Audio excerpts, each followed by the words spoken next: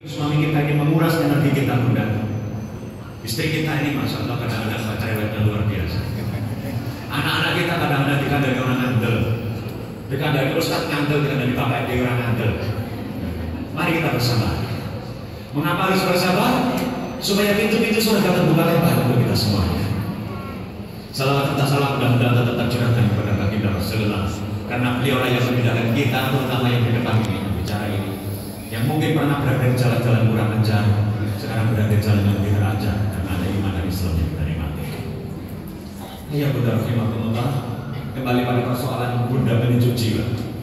Bunda penyejuk jiwa, ayah penyejuk jiwa itu adalah ayah yang mampu mensyukuri kehadiran anak-anaknya. Ayah yang mampu mensyukuri kehadiran anak-anaknya.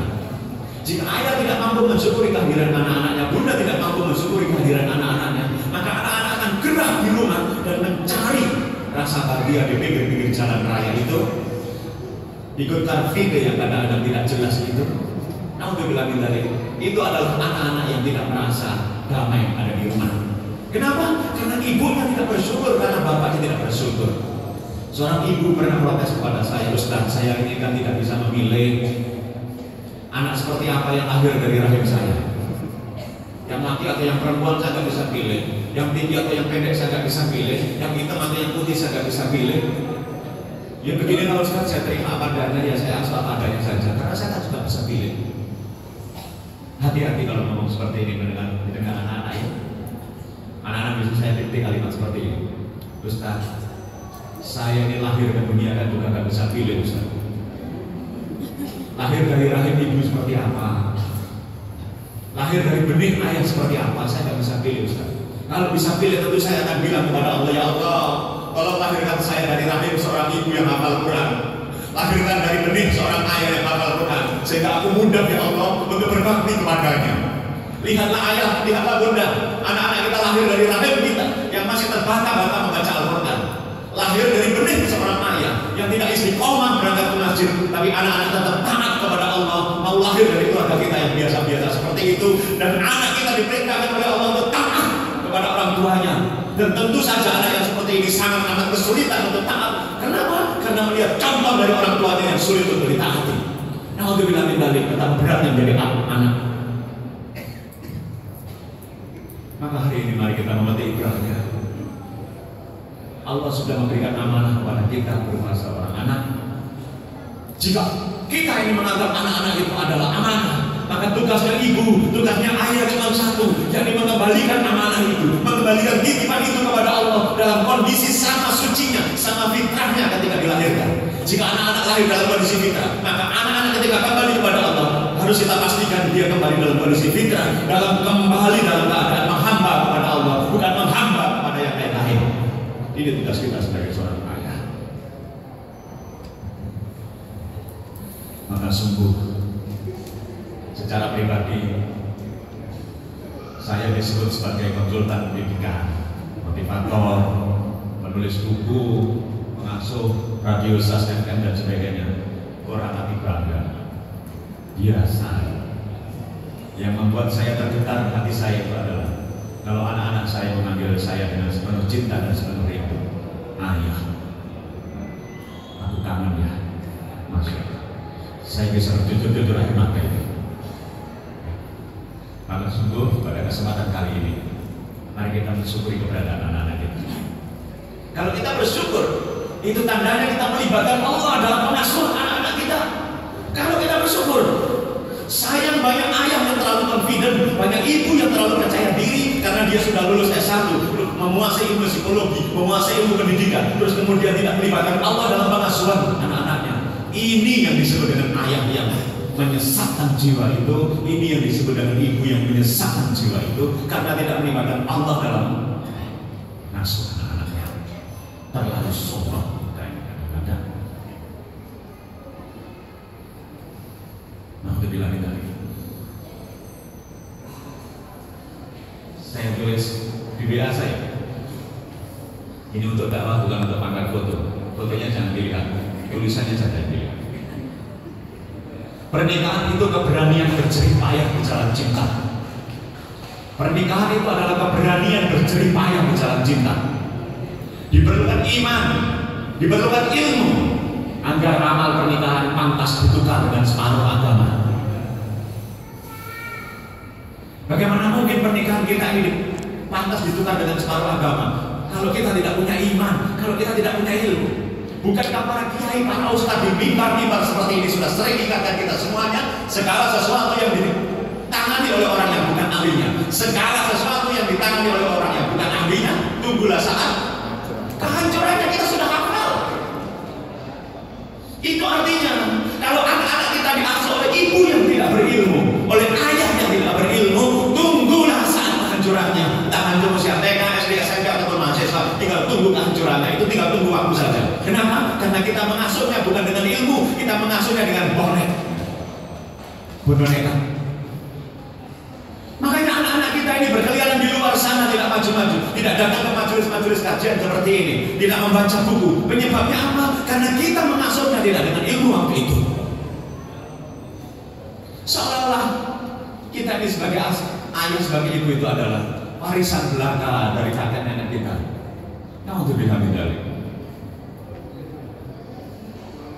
Saya ingin tunjukkan kenapa di luar kajian ini, di masjid sebelah sana, di teras-teras, di jalan-jalan, ada orang-orang yang tidak Islami.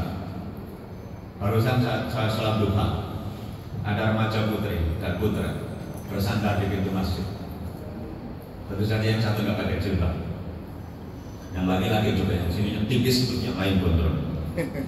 Saya tanya, ini saudara apa bukan? Bukan. Begini. Ini masjid. Sana. Ini makna di mana? Mengizinkan anak putri dibawa sama lelaki yang tidak jelas. Ini bapak di mana? Karena itu kita harus bisa mengontrol anak kita. Saya nasihati anak saya yang laki-laki itu, jangan berjuang menjadi pria tampan. Sebab kalau hanya berjuang sebagai pria tampan, nanti perempuan yang hadir itu adalah perempuan yang lemah iman, yang menghargai dirimu itu hanya sebatas ketampananmu, dan ingatlah ketampananmu itu berdurasi. Begitu engkau seperti panitia kajian ini, maka ketampananmu akan sudah isut kabeh. Jangan kau berjuang hanya sebatas menjadi laki-laki yang mapan. Kenapa? Kalau kau berjuang sebatas sebagai laki-laki yang mapan, maka perempuan yang hadir dalam hidup nanti adalah perempuan lemah iman yang akan menghargai dirimu sebatas kemapananmu saja. Berjuanglah menjadi laki-laki yang beriman. Kalau kau beriman, maka sungguh-sungguh kau akan tampan. Kenapa? Bahkan sejak di dunia bidadari-bidadari itu sudah berebut menunggumu nanti. Berjuanglah menjadi pria yang beriman. Sebab kalau kau menjadi pria yang beriman, pasti kau menjadi pria yang mapan. Sebab pria yang beriman itu rajin bersedekah, dan sedekah itu akan dibalas berlipat-lipat oleh Allah yang membuatmu kaya raya di dunia dan akhirat. Maka sungguh berjuanglah menjadi pria yang beriman, maka engkau akan menjadi tampan dan mapan. Remaja-remaja putri jangan berjuang menjadi cantik saja. Kenapa? Karena cantik itu berdurasi. Pak, cantik itu berdurasi. Makanya punya istri cantik 20 tahun jaga kecantikannya sudah hilang. Cantik itu tidak awet. Malah yang jelek itu lebih awet. Karena sejak muda jelek, ya makin tua tetap jelek. Ngomongin ada ibu-ibu, sampaikan kepada calon mantu, sampaikan kepada putri-putrimu bunda, bahwa sesungguhnya kecantikan itu sekarang kita ini digeser oleh konsep-konsep sekuler. Yang namanya cantik itu adalah ukurannya 3B, brain, body, and behavior. Brain itu otak, nggak bisa ngomong nyambung, nggak on. Body itu artinya proporsional, ya, tubuhnya proporsional, antara berat badan dan tinggi badan proporsional semuanya. Dan kemudian behavior itu adalah perilakunya menyenangkan. Itu ukuran duniawi, ukuran Miss Universe. Ini buku yang sedang saya tulis berjudul Berseri sebagai Istri, Berilmu sebagai Ibu. Saya bahas tentang cantik sebentar. Bu, kalau cantik hanya 3B, saya yakin penjenengan sudah memenuhi syarat. brain semuanya udah cerdas, baca Quran semuanya. Body mereka uji dengan cantik apa tidak. Namanya begini, untuk melihat dengan cantik apa tidak. Coba ikut aja tangannya. Ikuti, jangan terlalu malu kan ilmunya. Ilmunya. Perhatikan antara jempol telunjuk dari tangan, dari kelingking dan jentik. Jika jempol dan jentik ini ternyata berbeda ukuran, maka penjelasan cantik. Proporsional. Tapi kalau 5 ini jempol semuanya. Maka pendengar perlu berpikir ulang ya tentang kecantikan itu.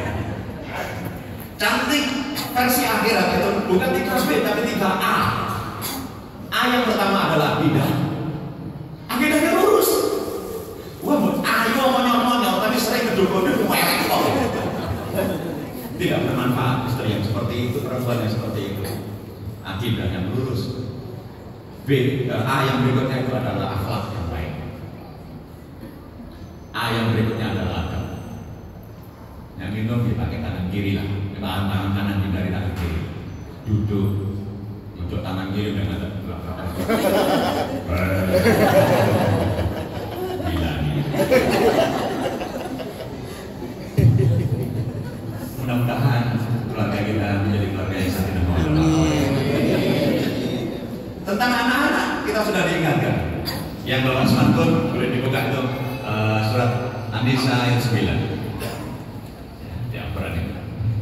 Diingatkan oleh An-Nisa 9 ini. A'udzu billahi minasy syaithanir rajim. Wal yakhshal ladzina law taraku min khalfihim dzurriyyatan dhi'afan khafu 'alaihim falyattaqullaha wal yaqulu qawlan sadida. Hendaklah takut. Tuh perintahnya yang pertama itu takut, jangan overconfident. Hendaklah takut. Takut apa? Takutlah kepada Allah jika meninggalkan anak-anak yang lemah lembek. Takutlah kepada Allah, libatkan Allah. Takut yang paling baik itu perpaduan dua rasa. Rasa yang pertama adalah rasa cemas, yang kedua adalah rasa harap. Cemas jangan-jangan anak saya nanti, harap mudah-mudahan Allah menolong. Ini namanya takut yang baik. Takut yang mendekat, bukan takut yang menjauh. Jangan sampai tinggalkan anak-anak kita dari anak-anak yang lemah. Baik lemah fisik, kering, kurang gizi, tidak bernafas, malas, itu jangan sampai. Itu jangan sampai anak-anak kita juga lemah emosi, bodohan, namunan, misuman. Itu banyak di Surabaya. Hujan itu waktunya turun ya rahmat, mestinya kita berdoa. Tapi ternyata anak-anak yang lemah emosi itu malah misuh. Itu anak yang lemah. Jangan sampai anak-anak kita lemah secara intelektual, BO. Mau SMP mestinya 3 tahun, kok tembus sampai 4 tahun itu lele, kesuwen.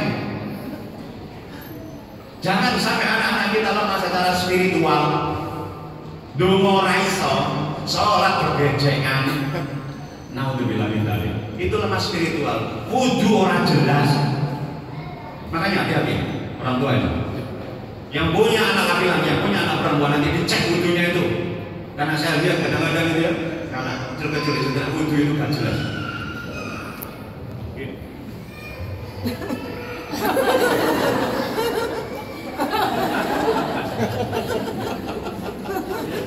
Wudu kan jelas. Iya, bapak. Alhamdulillah. Yang berikutnya jangan sampai anak-anak kita lemah secara finansial, miskin. Jangan sampai.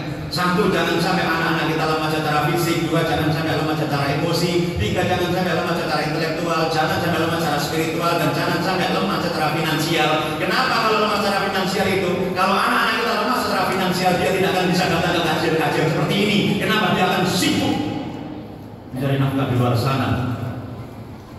Ini kan orang-orang yang punya pasif income. Minggu-minggu bisa datang ke kajian, ternyata uangnya juga datang sendiri. Pasif income semuanya. Diuji kaya dan diuji miskin, memang kaya dan miskin itu ujian, Bu. Tapi pengalaman pribadi saya, mohon maaf kalau nggak benar. Diuji kaya dan diuji miskin itu masih mending diuji kaya menurut saya. Uji miskin itu tahu mana? kota infak rasanya mau kirim. Ini pengalaman pribadi saya. Saya doakan mudah-mudahan yang hadir di sini dibukakan pintu-pintu rezekinya oleh Allah. Dijelaskan alirannya dan diberi hati yang dermawan. Jangan sampai menjadi anak-anak yang lemah. Resepnya apa? Cuma 2 resepnya untuk membuat anak-anak itu tidak lemah. Jadi anak-anak yang tahu cuma 2 versi Quran. Orang akan tips. Quran itu sangat ilmiah, sangat indah, sangat praktis dan bisa diterapkan dan bisa dimaksudkan. Lihat itu. Oleh sebab itu hendaklah mereka bertakwa dan mengucapkan perkataan yang benar. Loro nek kepengin anak-anak menjadi anak-anak yang tangguh. Nomor 1 Pak Boy kudu bertakwa, nomor 2 nek ngomong sing bener. Bener apa? Anak-anak tangguh nanti insyaallah. Jadi siapa yang harus baik lebih dulu? Orang tua. Ucapan yang benar itu harus. Jangan sampai ibunya ngomong nggak benar, bapaknya ngomong nggak benar. Ini contoh ngomong nggak benar. Biasanya sholat itu yang paling sulit bagi anak-anak itu sholat apa? Subuh. Wow, meli dan kamu ngomong nggak karuan. Berangkat ya, itu macam-macam. Kita berupaya keras supaya anak kita berada di jalan kebenaran. Suatu ketika anak kita ini mendapatkan hidayah, mendapatkan kelapangan hati. Sholat sebelum subuh itu dia berangkat ke masjid, dari kopiah, dari sarung, untuk mandang sholat jamaah di sana. Setelah sholat jamaah pulang ketemu mboknya nyapu, mboknya kaget. Duh, tumben. Biasanya mungkar mereka obrak-obrak gudang. Sampai tahu Pak. Inilah omongan nggak bener itu. Dan itu banyak ngomongin nggak bener, komunikasi nggak. Sekilas-sekilas saja karena waktunya beda ya. Ini ada satu data. Ini karena anak-anak muda di sini yang tampaknya masih keluarga-keluarga muda, lalu saya ingatkan. Istri gugat cerai itu melonjak, dan cerai talak dan cerai gugat itu banyak cerai gugat. Ini data dari Kemenang. Nah, untuk bilangin mengapa ini terjadi pada suami banyak gugat ini kenapa? Apakah karena nggak punya ilmu untuk menghargai istrinya? Kemungkinan besar itu. Ini saya tunjukkan sebentar nanti ya ilmu menjadi suami ini. Kadang-kadang suami menentang ingin menikah lagi tapi ilmu itu ngono. Tapi bagaimana dua wanita. Contoh yang suami nggak punya ilmu tentang istri. Bagi istri, masakan itu harga diri. Masak koyo-koyo masak soto ya. Masak soto itu 2 minggu Pak. Seminggu browsing apa itu resep. Rong dino bila-bila ambek kanca. Siji blonjo rono nyoba begitu selesai, masak selesai, dihidangkan sama suami.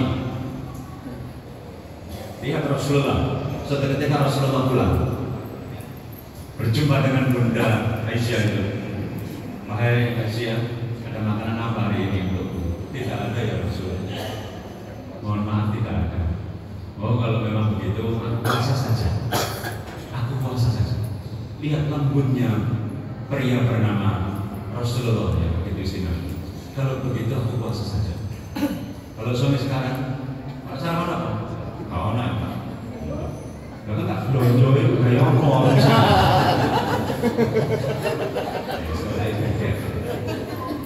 Hari yang lain Rasulullah datang. Begitu datang, Bunda Aisyah langsung menyodorkan makanan kesukaan Rasulullah, bubur kurma. Ya Rasul, saya sediakan makanan istimewa kesukaan.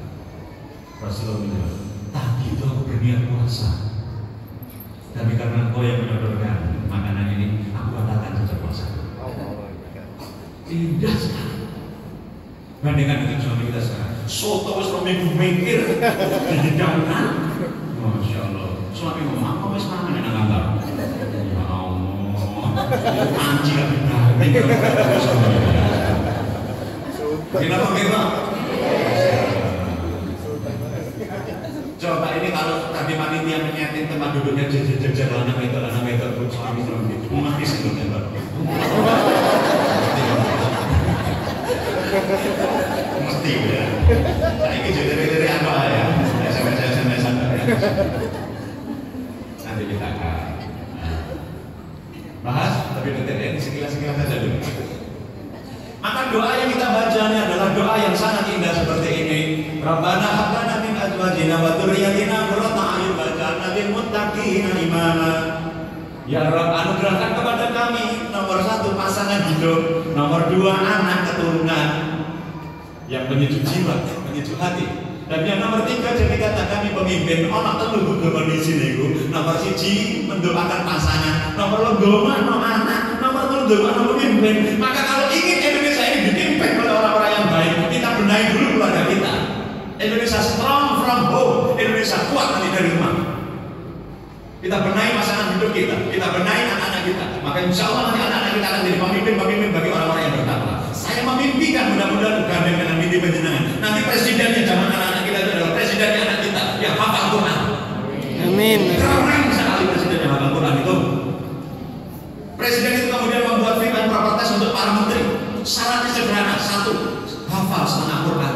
Indah sekali itu. Dan itu mudah-mudahan terjadi pada anak-anak kita. Amin. Dan kita mungkin sudah mati, tetapi tangan kita ini sudah berkeringat. Dan kalau ketemu Rasulullah kita bisa tunjukkan. Dan kalau ada anak kita sudah mati, anak kita gandeng. Ya Rasul, ini anak yang telah berhasil saya mendidik dengan ilmu. Ya Rasul, ini tanganku ya Rasul. Saya sudah mendidik anak-anak kami ya Rasul, sesuai dengan tuntunanmu. Harusnya begitu. Tuntunan Rasulullah yang dipakai, tuntunan Al-Quran yang dipakai mengurusi anak-anak. Sekarang ini bertebaran ilmu yang nggak jelas. Ilmu yang nggak jelas. Dan itu dipakai atas oleh Pak Muslim. Dan dibeli trainingnya mahal-mahal. Ini contoh ilmu yang salah. Menurut saya yang salah. Mohon maaf kalau mendengar dan ucap. Jangan sampai nanti berdebat di sini. Yang pertama karena waktunya pendek, yang kedua saya tidak ingin terjadi pertumpahan darah yang lain. Anda yang mendidik anak seperti ini. Kalau mendidik anak-anak itu hindari kata jangan. Pernah dengar seperti itu? Insya Allah. Itu ilmunya mahal ya. Sehari trainingnya 800.000. Kalau mendidik anak itu hindari kata jangan. Begini mereka mengatakan. Ikuti Bu ya, bagaimana ilmu ini salah. Supaya jangan ngerti bahwa ini salah ya. Coba waktu itu trainernya bilang tutup mata. Coba itu tutup mata sebentar. Beberapa detik saja, ya. Tutup mata Bu, detik ya. Perhatikan apa yang saya katakan dalam tutup mata seperti ini.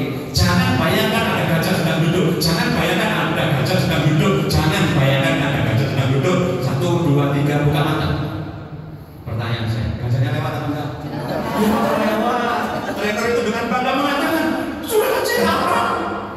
Tapi kenapa tetap lewat gajahnya? Makanya anak juga begitu. Enggak pakai kata jangan. Jangan lari, malah dia tambah lari. Jangan godain adikmu, malah dia godain adikmu. Nah, kita uji saja pagi-pagi kalau kalian berani bilang pada anak-anak, ya sebelum tidur. Besok jangan sholat subuh ya, jangan sholat subuh. Kira-kira anak-anak tambah sholat atau malah program? Nah, ilmu itu sudah gagal. Hindari ilmu sesat. Mari kita lihat, Mas, slide-nya tadi.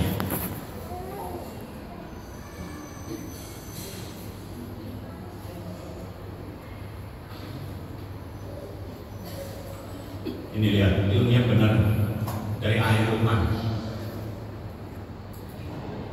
Saya gedekan ini. Nasihatnya ayat Luqman yang pertama dan utama itu adalah ya bunayya la tusyrik billah. Jangan kamu mempersekutukan Allah. Pertanyaan saya, mana yang benar? Ilmu yang tadi itu atau Al-Quran? Kalau ilmu tadi yang benar, berarti Al-Quran salah. Ini Al-Quran pakai kata jangan terang-terangan. Nasihat nomor pertama tadi la tusyrik billah. Karena itu jangan ragu-ragu. Maka hari ini nanti, kalau mudah-mudahan ada sambungan bulan-bulan berikutnya, saya ingin membawakan kajian karantin seperti ini. Semuanya berbasis pada Quran dan hadis, berbasis pada sirah, dan menghindari contoh-contoh yang salah. Mudah-mudahan supaya nanti kita mendapatkan ilmunya. Nomor 1 itu adalah akidah la tusyrik billah.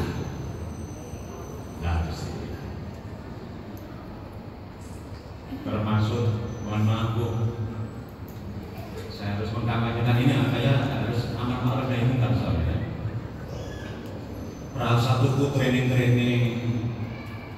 yang anak-anak hipnosis itu. Lihat tangan saya, dalam hitungan 1, 2, 3, tidur, tidur lebih lama.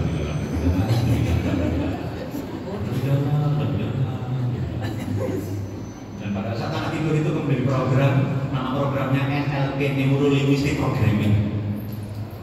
Kamu mulai besok aja belajar, kamu besok mulai berbakti kepada orang tua ya, dimana sama orang tua, di program seperti itu. Dan hasilnya besok anak itu rajin belajar dan berbakti sama orang tua. Pertanyaan saya, kalau kesadaran penjenengan itu menurun terus sampai turun 14 koma.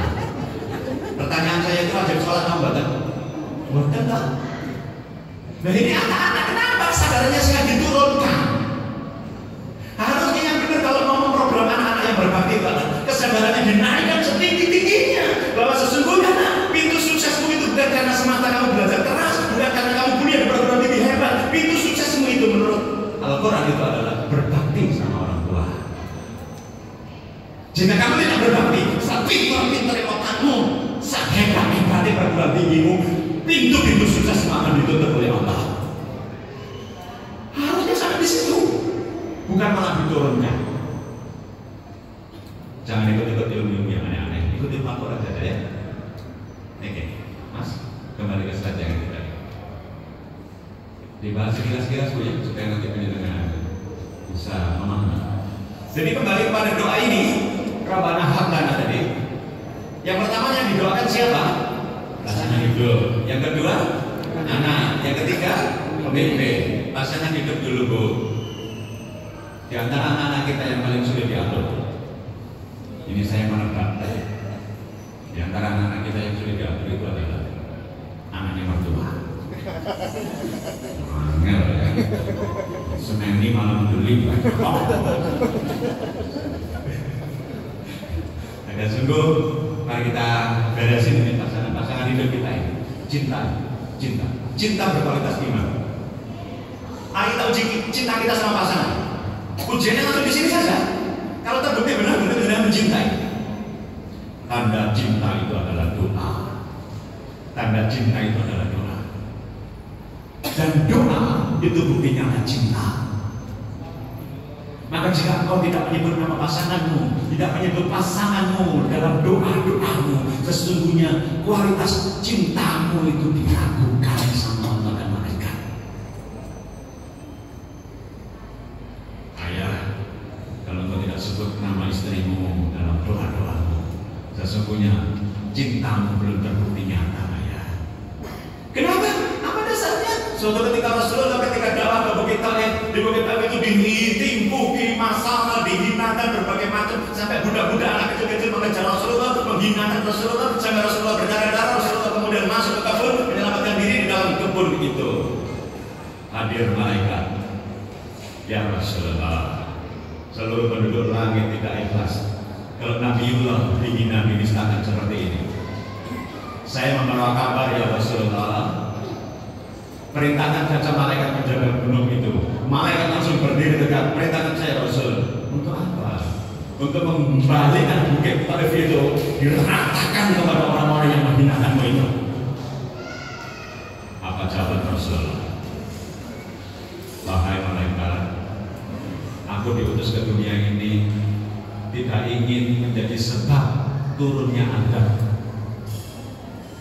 Aku ingin diutus ke dunia ini sebagai penyebab turunnya rahmat. Karena itu, aku doakan saja mereka, ya Allah.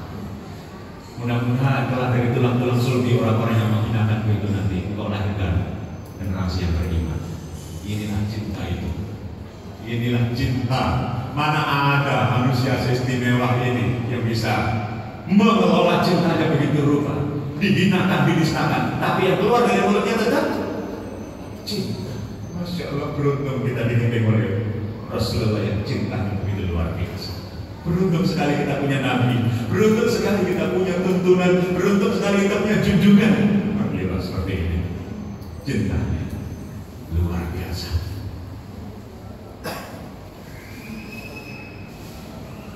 Mungkin agak beda dengan cinta pasangan kita ya. Saya sebenarnya ingin memperhatikan, tapi kayak mobil. Sebentar, saya boleh pinjam gelasnya itu ya, untuk perangkat sebentar.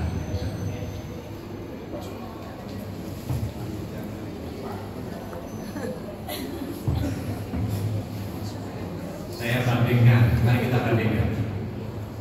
Rasulullah suatu ketika bertemu dengan Bunda Aisyah, bertanya seperti ini karena Bunda Aisyah habis minum. Minumnya pakai tangan apa? Berdiri apa duduk? Duduk. Bismillahirrahmanirrahim, minum. Setelah minum Rasulullah bertanya seperti itu. Ya Humairah. Tuh, ambil istri begitu Pak. Ya Humairah. Duhai si pipi merah. Begitu ambilnya. Suami penutup jiwa itu ambilnya begitu. Duhai si pipi merah. Itu wanita mana yang telinganya diangkat kalau dipanggil begitu? Duhai si pipi merah. Apa-apa. Indah sekali. Rasulullah melanjutkan. Kamu tadi dulu minum ini, bekas mulutmu di sebelah mana? Ini ya Rasul, ini kelihatan bekasnya. Oh, kalau begitu aku akan minum tepat di bekas bibirmu ya. Ya Allah. Indah sekali. Bandingkan dengan suami-suami tetangga-tetangga kita pada umumnya itu yang tidak ikut kajian kita seperti ini. Aku hanya sengaja berat-berat. Kalau kita harus bergerak nanti sengaja nanti menimpali dengan agak tinggi. Apa? Kita mau nyempe apa? Nah, kok ini loh, aku mau lo kok bisa berhenti. Ya ini loh bekas listrik kayak kok mau lo pakai nih. Yobe, aku mau bisa lagi, aku bisa kono.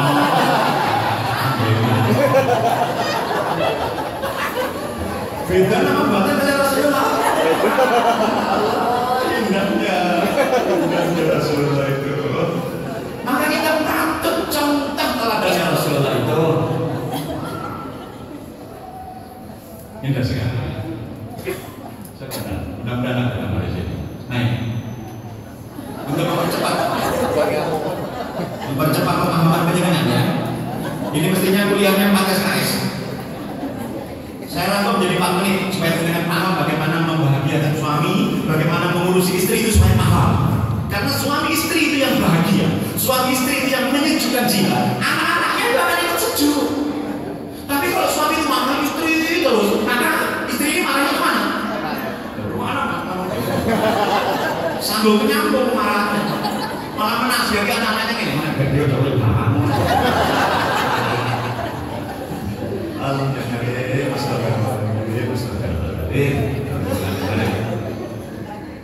Perhatikan, ada ilmu di sekitar kita, ilmu yang salah, ilmu dari ahli neraka yang dipakai oleh anak-anak muda.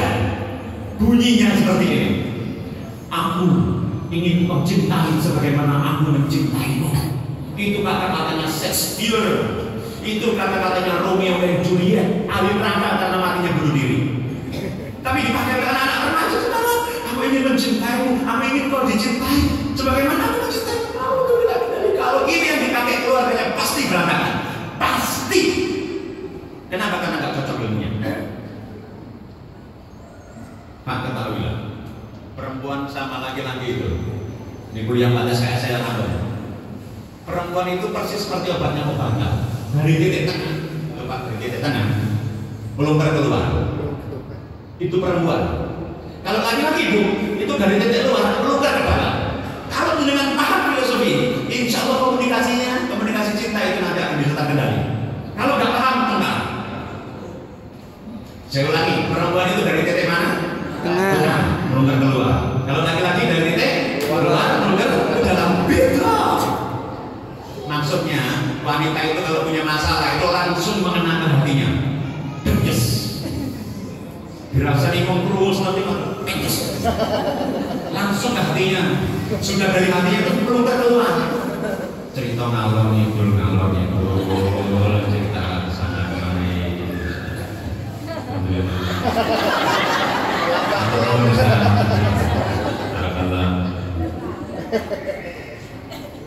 Ingin nanti amal saya tadi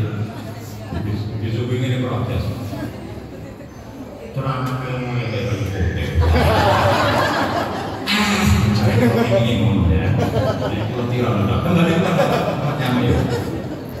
Perempuan itu kalau punya masalah seperti itu kan, melonggar keluar. Yang beri masalah tak diceritakan kalau itu cerita cerita panjang lebar nang bela nang BB macam itu maksudnya apa? Perempuan itu kalau punya masalah cenderung menjadi problem sharing, bahasa kerennya. Sharing masalah itu adalah bagian dari memecahkan masalah, itulah perempuan.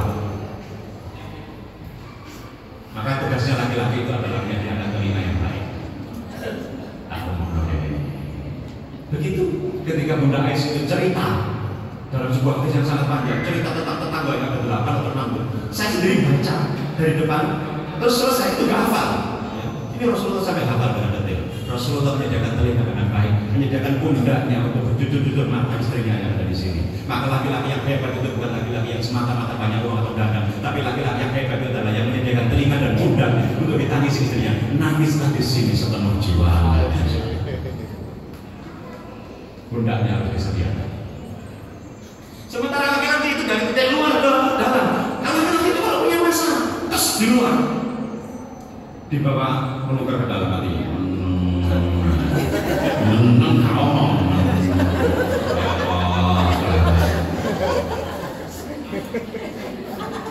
Nek merokok yang menang merokok itu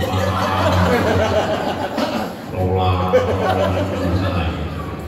Dan kalau suamimu pulang seperti ini, bukan usah ditakoni, malah geger. Kenapa? Karena ada itu suaminya bicara seperti ini. Suaminya brewas, kenapa? Masalah di kantor. Ini masalah. Susah. Pikir dia.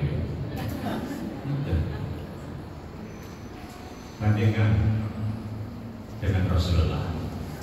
Rasulullah sudah tidak. Pertama kali ketemu malaikat, apa yang terjadi? Gugup, redak, gemetar, redak adem. Terus setelah ketemu ini, apa yang Rasulullah? Berlari. Berlari kemana? Pulang. Ke rumah siapa? Bunda Khadijah. Ketika ketemu Bunda Khadijah diapakan? Diselimuti. Kenapa dia? Diselimuti. Orang ditakut. Coba Bunda Khadijah seperti kita. Rasulullah dan Bapak. Kenapa? Ya apa? Cerita aku biasa cerita mau. Aku siapa? Oh, baca. Itulah Bunda Khadijah. Wes pokoknya keluar Rasulullah itu saya baca itu saya malah berjujur air mata ya Allah. Indah sekali keluarga Rasulullah. Pantas menjadi suatu dasar. Makanya nanti saya nggak mau cerita-cerita tentang keluarga saya yang berlebihan. Kenapa? Belum tentu cerita dari saya sudah dengan keluarga saya. Tapi keluarganya Rasulullah, insya Allah pasti cocok semuanya. Ya, begitu ya. Dan tugasnya ibu, tugasnya bapak itu adalah kita tunggu ya nanti yang dibaca tafsirnya karena ini waktunya pendek. Surat At-Tur 21. Tolong dicatat nanti baca detail tafsirnya. A'udzu billahi minasy syaithanir rajim. Walladzina amanu wattaba'thum dzurriyyatuhum biiman alhaqna bihim dzurriyyatahum wa ma alatnahum min amalihim min syai' kullu imri'in bima kasaba rahin. Dan orang-orang yang beriman yang diikuti anak cucu mereka dalam keimanan yang sama, maka nanti kami hubungkan, kami pertemukan anak cucu mereka di surga. Nek mak boe koyo ngene iki beriman, kabeh senengane kajian koyo ngene. Terus anak-anak panjenengan itu juga beriman, maka panjenengan nanti akan diikuti anak cucu panjenengan itu ketemu sampai di surga. Ketemu namanya surga.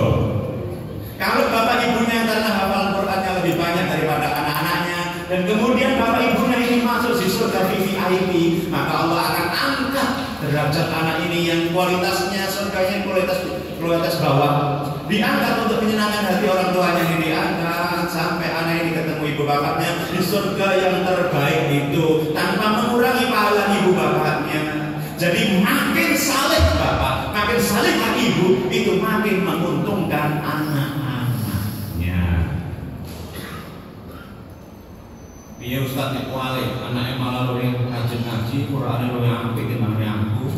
Sama, kalau anak-anak kita ada di surga VIP, sementara bapak ibu karena sholatnya juga sholat minimalis, 5 waktu, duha nggak dilakoni, tahajud juga dilakoni, belum surga misalnya di surga yang paling bawah atas ekonomi, maka akan diangkat oleh Allah sampai ketemu anaknya. Dalam sebuah hadis dinyatakan, ya Allah, saya ini biasa-biasa saja, kok mendapat hadiah seperti ini? Apa ini ya Allah? Apa penyebabnya? Jawabannya, itu karena anak-anakmu beristighfar untukmu.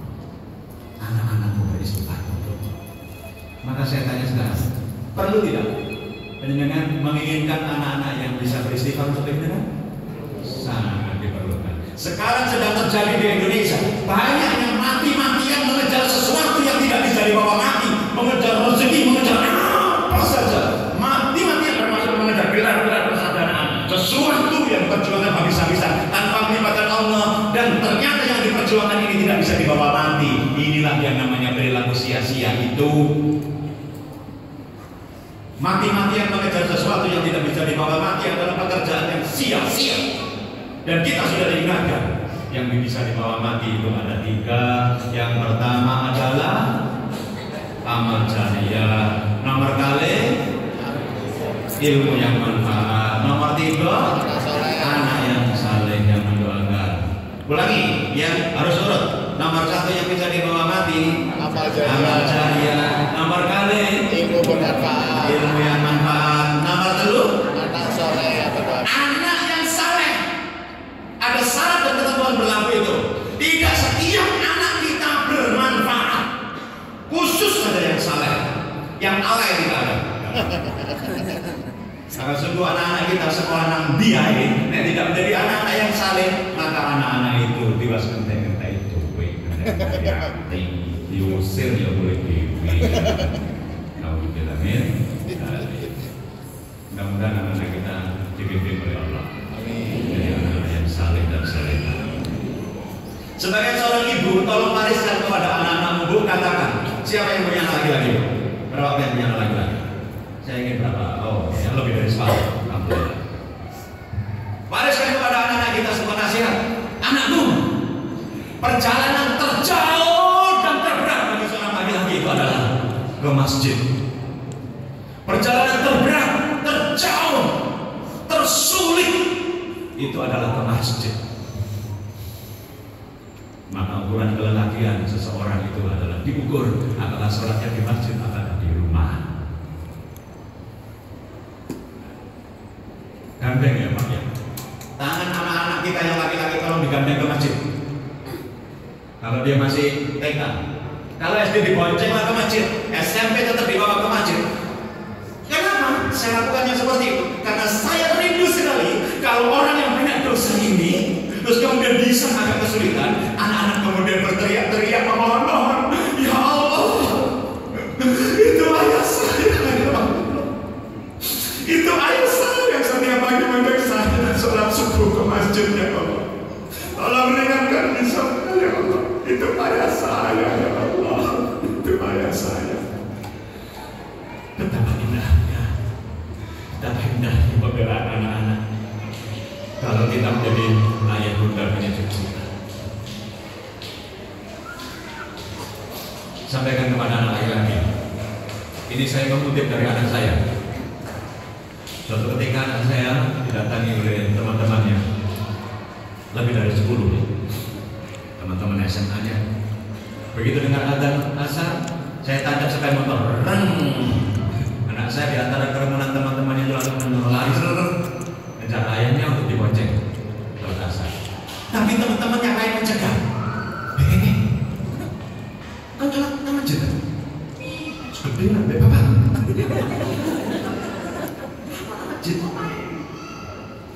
Alhamdulillah, saya senang jujur ada mantan. Anak saya jawab seperti ini, sampaikan kepada putra putrinya. Laki-laki saleh sholat di masjid, laki-laki salihah sholat di rumah. Itu pun jelek banget. Laki-laki saleh salat di masjid. Laki-laki salehah. Siapa yang punya anak perempuan adalah tolong jangan sampai engkau ikhlas bunda kalau anak-anakmu dididik oleh laki-laki yang lemah. Laki-laki yang lemah itu adalah laki-laki yang kakinya tidak bisa dipakai untuk melangkah ke masjid. Lemah sekali laki-laki seperti itu. Tidak akan bisa memimpin putrimu nanti berjejak ke surga.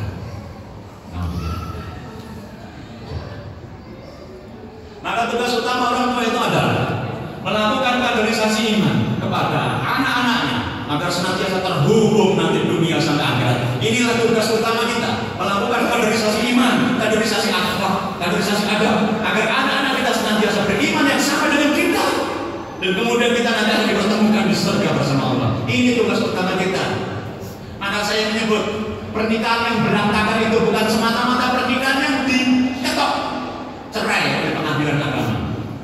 Menurut pendapat saya berbasis pada surat ini, begitu suami, begitu istri, begitu anak-anak berbeda iman, sesungguhnya keluarga itu sudah broken home, sudah pisah, dan tidak akan pernah bisa ketemu lagi. Karena itu kalau ada yang tanya kepada saya, Ustaz, tetangga saya itu loh nikah beda agama dari bahagia. Gak mungkin, gak mungkin. Ibu ya, mudah-mudahan anak-anak kita menjadi anak yang beriman. Syaratnya beriman, tidak menduakan Allah, tidak menduakan Allah. Maka rumah surgawi itu adalah rumah yang karena ada ibadahnya, ada ilmu dan teknik perlindungan. Kalau anak-anak diserang dengan berbagai jenis godaan di luar, larinya ke rumah, tanya ke ayah. Maka kesuksesan hidup diukur dari kesuksesan mengasuh anak. Apakah kebaikan-kebaikan orang tua diikuti oleh anak-anaknya atau tidak? Seperti dulu Nabi Yakub saat sedang meninggal, satu-satunya yang ditanyakan pada anak-anaknya adalah, tak butuh Nabi Bakti. Apa yang akan kalian sembah sepeninggal? Ini pertanyaan hebatnya ayah. Siapkan ayah. Sebuah pertanyaan pada saat kita nanti jelang meninggal, kemudian kita ditungguin anak-anak kita, sempatkan tanya seperti ini. Tak butuh Nabi Bakti. Apa yang akan kalian sembah sepeninggal nanti? Bukan apa yang kamu kerjakan nanti, bukan kamu nanti kerja di mana, bukan apa itu kamu nanti kerja harus bukan itu.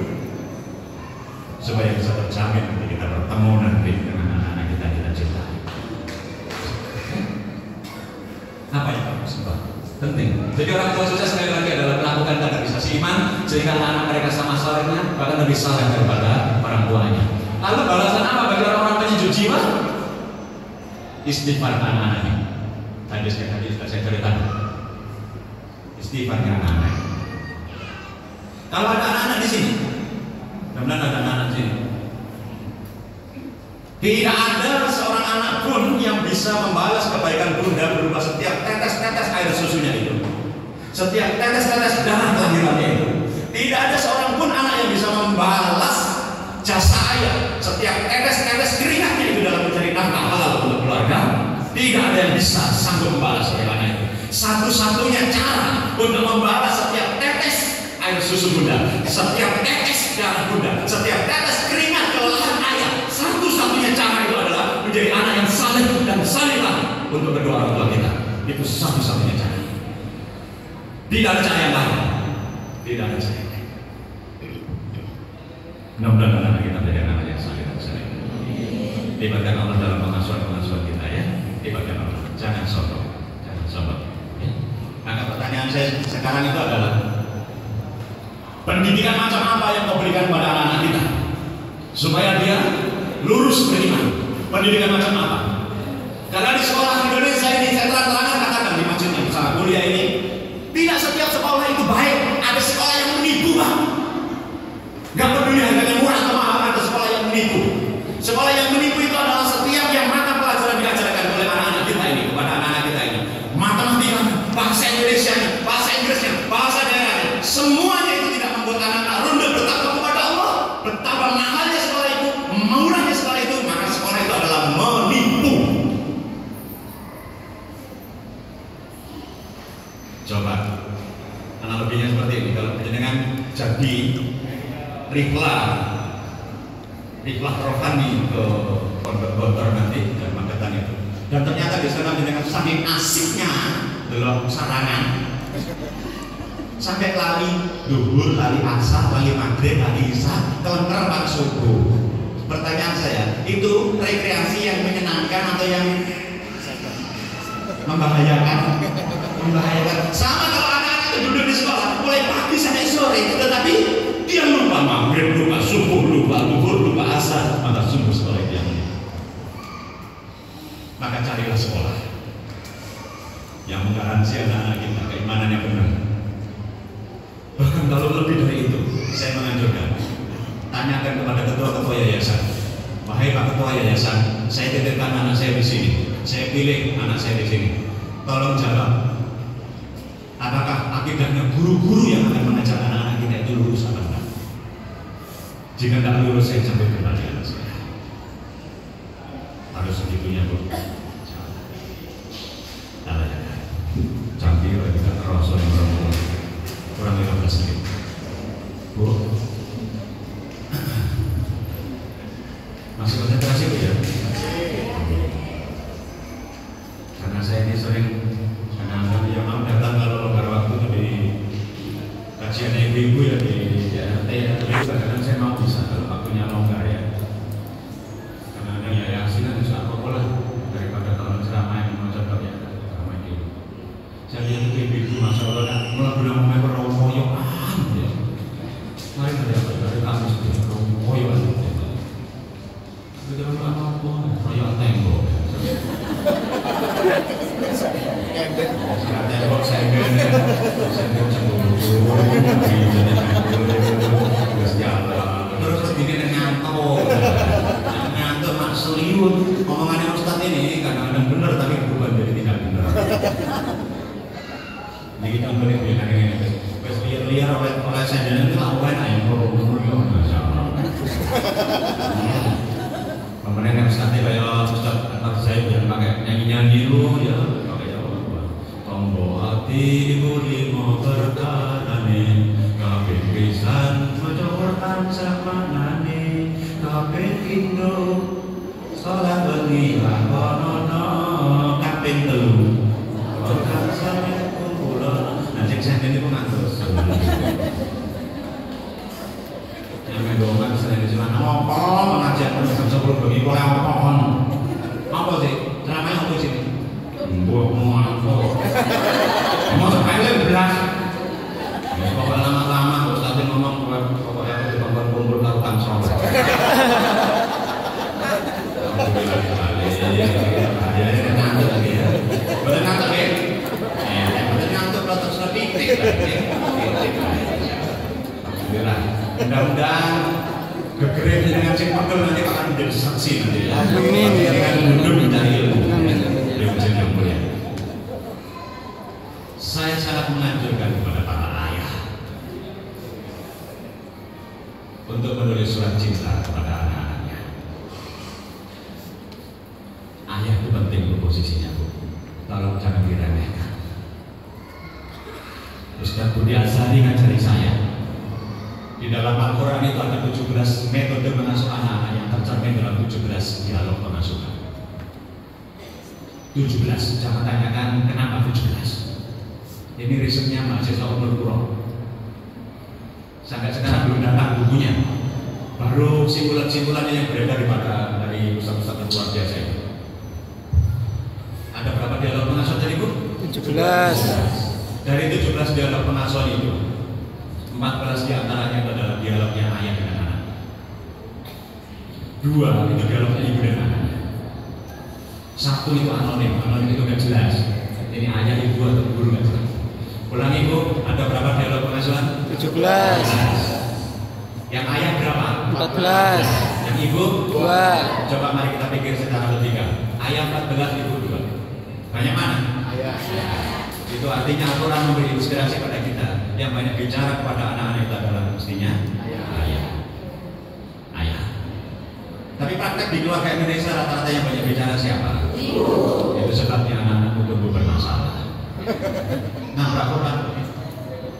Sudah komposisi nabrak Quran masalah. Mulai hari ini saya ajukan proposal pelatihan ini. Izinkan para suami mulai banyak bicara sama anak-anaknya ya. Sampai anak-anak itu benar-benar bisa mensyukuri kehadiran ayah. Harusnya ayah bilang seperti ini, ayah bersyukur kamu lahir di sini. Coba kalau kamu lahir di keluarga ini laki-laki gak akan disebut sebagai ayah. Ini perempuan di sebelah ini gak akan dipanggil sebagai ibu. Ayah bersyukur. Ini anak yang namanya secara psikologis diterima kehadirannya. Anak-anak kita menjadi baik. Harusnya semua guru, mudah-mudahan di sini ada guru.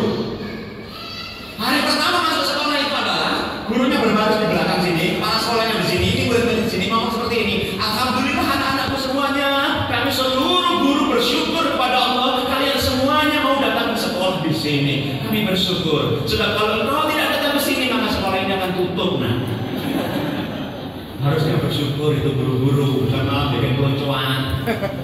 Kunci sana, kunci sini, kalau mau pelung, nggak Quran sama sekali. Pak Ibnu Qayyim dalam kitab Tuhfatul Maulud menyatakan, jika dirunut-runut penyebab kerusakan anak itu adalah ayah. Kalau marah kepada Ibnu Qayyim ya, kepada saya. Kitabnya Tuhfatul Maulud sudah saya tunjukkan kitabnya. Ayah. Menurut riset Albert Bandura ilmu psikologi menyatakan anak-anak yang keluyuran menjadi geng-geng motor, anak-anak yang masuk LGBT, lesbi, gay dan sebagainya itu, yang sekarang jumlahnya di Indonesia, anak-anak lesbi dan anak-anak gay itu jumlahnya 2,5% dari penduduk kita. Partai-partai Islam itu ada yang kalah jumlahnya dengan anak-anak ini. Jadi kalau LGBT bikin partai gay dan lesbi itu bisa mendudukan kursi di parlemen. Menurut riset penyebabnya, anak-anak yang kekurangan asupan gizi ayah. Kalau laki-laki kekurangan asupan gizi ayah, dia akan menjadi anak-anak yang gay. Sementara anak perempuan yang kurang asupan gizi seorang ayah akan tumbuh menjadi generasi lesbi. Kemana Pak? Betapa pentingnya. Ibu-ibu ya, wajah ceria ya. Suami-suami wajah gak enak kafe. Saya patah harus mas bentar. Ada nasihat Al-Ummah Madrasatul Ula, ibu itu madrasahnya anak-anak. Surga itu berada di bawah telapak kaki ibu. Itu artinya kalau anak-anak kita tidak bisa melihat tapak kaki menyenangkan itu mengarah ke jalan-jalan kebaikan, anak-anak kita nggak sampai ke surga juga. Kenapa? Karena tapak-tapak kaki ibunya yang akan diikuti.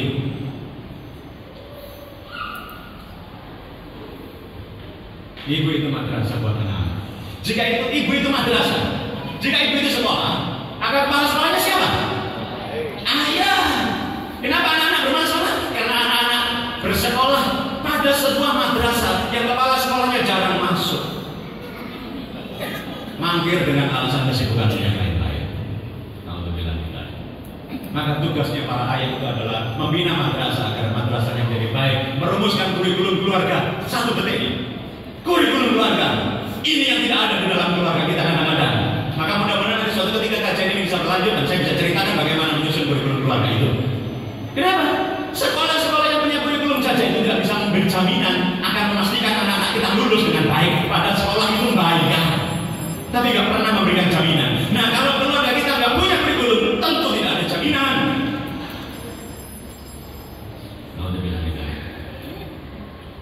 Kenapa para ayah banyak diam?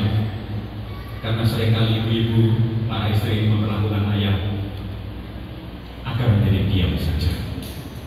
Difungsikan persis seperti mesin